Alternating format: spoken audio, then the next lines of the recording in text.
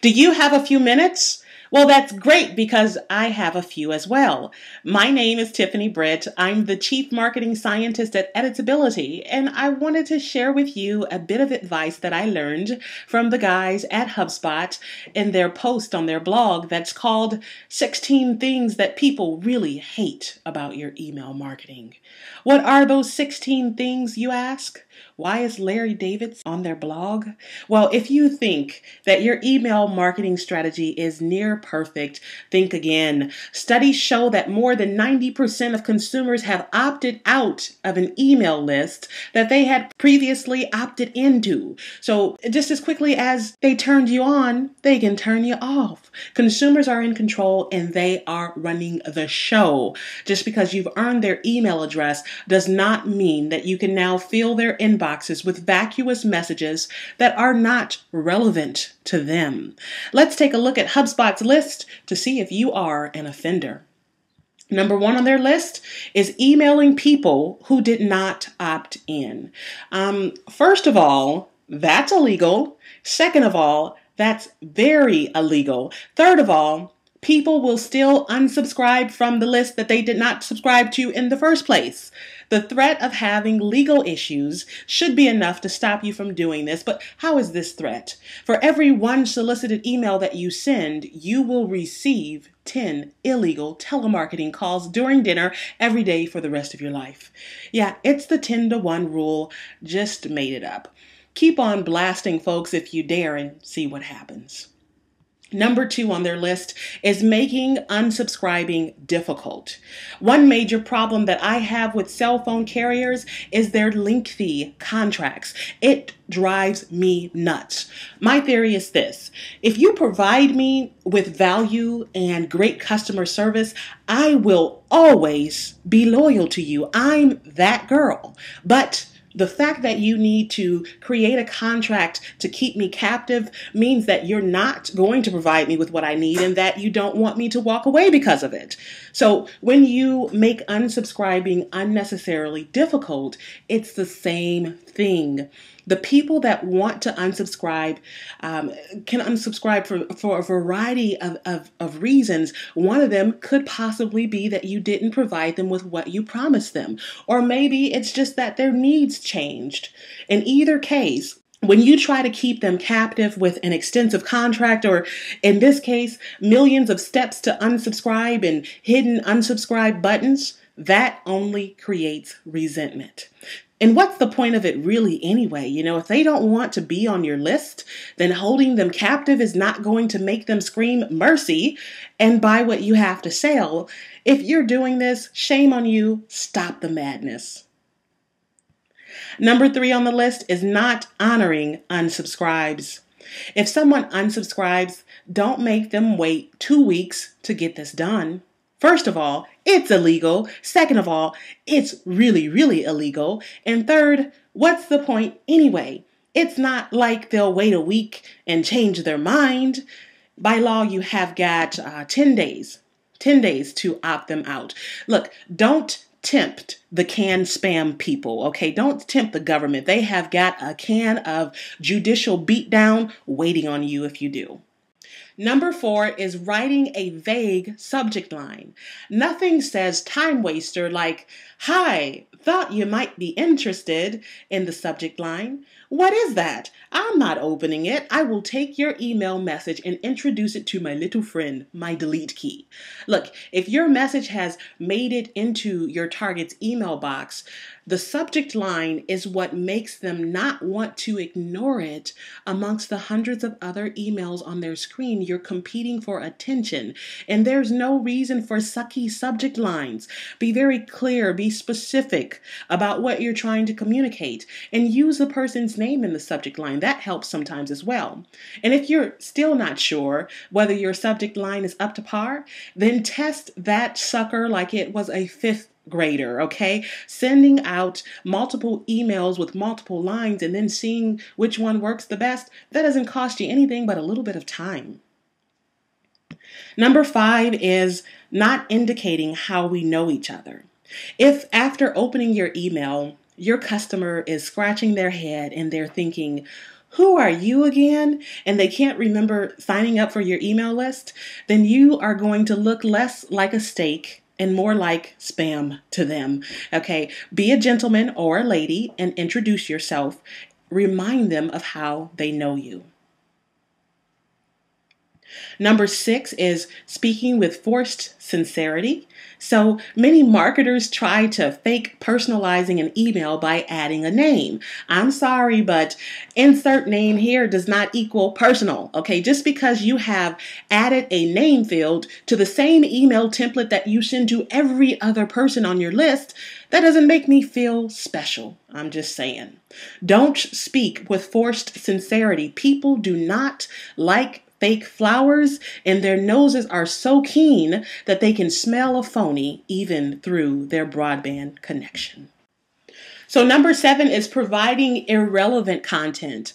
Make sure that what you're sending the target is something that they'll be interested in, and that's going to relate to one of their problems or their needs. And you'll know what those problems or needs are because you will have gathered some intelligence about them up front, right? And then also, I guess this can be point 7A or maybe 4A because it relates to number 4, which talks about the subject matter or the subject line. One thing I have to note is to make sure that the content of your email matches the subject line. If your subject line says cats, I will be really disappointed when I open it up and I find information about dogs. This is a no-brainer, but I have seen this mistake made over and over again by people that have no brain. Number 8 is bombarding recipients with email. Now, if you've ever had a guest in your home that has overstayed their welcome, you understand what's happened here. They have bombarded you with their presence and you love them, but now you're ready to give them the boot. You want to love them from a distance. The same is true with your email victims that receive an unrelenting flood of emails from you.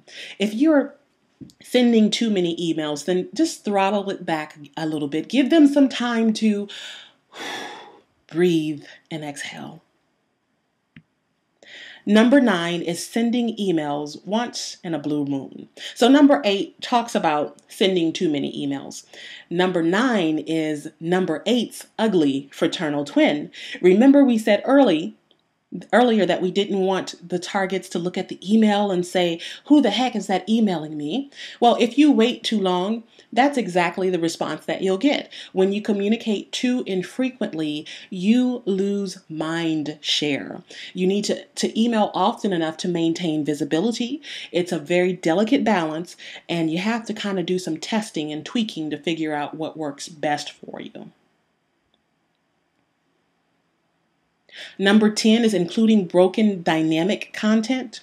So when creating emails that use tags to allow for fields to be populated with information from your database, make sure that you have default text for that tag. So an alternate text that can be used just in case things don't work out so well. If your database is broken, or if maybe the first name field of that particular data record is broken, your email doesn't say, I've got good news for you, bracket, first name, bracket. That's not a good look. Not a good look when you're trying to impress them. Number 11 is not including a call to action. So this is my question for you. Think about all of the emails that you've sent out over the past maybe 3 months, 6 months. Okay, over the life of your business. What was the point of those emails?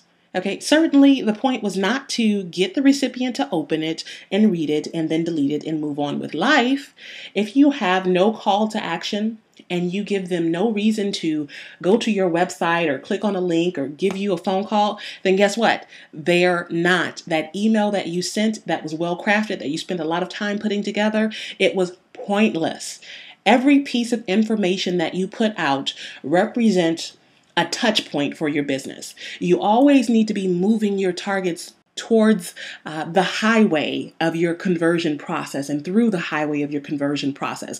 And when you have no call to action on your email, it's like you're kind of moving them towards a dead end road. So number 12 is sending emails that are not mobile optimized. If you're like me, when your cell phone rings or beeps or vibrates or does something like this, Ring-a-ding, ding, ding, dong. Ring-a-ding, ding, ding, dong. Ding, ding, ding, ding, dong. Ring-a-ding, ding, ding, dong. Ring-a-ding, ding, ding, dong. you are one of Pavlov's dogs. You run right to that cell phone over and over again every time you hear it ring. Many of your customers are like that as well. With smartphones and mobile devices, they are constantly connected and they may not be sitting at a computer when they view your email. And you have to take this into consideration. Don't make them have to pinch and zoom and do finger acrobatics just to get to your message. Have two versions, have plain text and have HTML. And just in case they don't have their images enabled, give them some alternate text to use instead of the images. And that was the Geico song, by the way, that my daughter snuck on my ringtone once. It can be really, really embarrassing, especially when you don't know that you're the one that has the incredibly annoying ringtone and you're giving everyone else the snake eye. So number 13 is that you're over designing your emails. Now, everyone has a neighbor who around the same time of the year does the same thing. They drag out 2 tons of lights and gaudy Christmas paraphernalia. Andy from down the street, dear heart, I love you, but I'm talking to you. It is not that serious. You've got Christmas spirit. Yay. The whole neighborhood gets it. So do the aliens out of space who can see your lights from their planet and they think that you're a show off. When you over-design your email, the design takes away from the message. The form overshadows the function, which negates the purpose of sending the email out in the first place, right?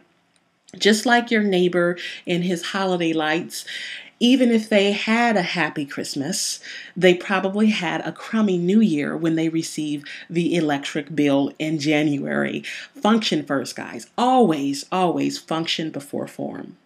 Number 14 is not emails that are not optimized for plain text and HTML. And we kind of talked about this already earlier. You've got to plan for the fact that people are going to view your email differently. So many folks don't have HTML enabled in their emails. I know I don't. And that means that you need to have a plain text version of your email so that it defaults to that. Number 15 is not proofing your email before sending. Okay, now let me just get this out here. Okay, some things are just avoidable. And I just want to give a public service announcement. I've got to put this out there. Body odor, as an example. That totally avoidable. With the 1,000,001 different types of deodorant lining the aisle of every store, there is no excuse to not use it and to not keep all of that in check, you know? Likewise, with the tools that are available to you, there is no excuse to not use them and to keep spelling and grammatical mistakes in check. You've got to use them. And I hate to get that personal on you guys, but I've got to go there. Body odor is offensive. It turns off people. So is not proofing that email that you sent out. It shows disrespect. It shows that you didn't really care about making things work. So please, please use deodorant and use spell check before you send out that next stink bomb. And finally, number 16. Earlier, we talked about not having a call to action. And this one talks about not providing a real address to reply to. So the point of calls to action earlier when we were talking was to provide targets with a way to take action at the exact precise moment that they were compelled to. You know, every moment that passes, they're less and less likely to take action. The same concept holds true here. When your target reads your email and feels compelled to hit the reply button and communicate back to you right away, do not give them a crazy, nonsensical, impersonal email address in the reply to box. No, don't do that. That is, like this article says, a giant middle finger to your recipient. I agree. Make sure that the reply to email address is working and that it's real, and that it gets to a real working person, as opposed to a real person that's not working or a working person that's not real. Okay, you get the point. Make sure it gets to a real working person. So thank you to HubSpot for those great morsels of advice. If you want to read the original article, go to my blog where I provide a link back to it. And if you want more tips, more advice, more insight on how to turn your online voice from a faint whisper to a loud roar. Okay, that wasn't really a roar. Okay, a loud roar. That was better. Come on over and hang out with me on my small business Big Voice blog.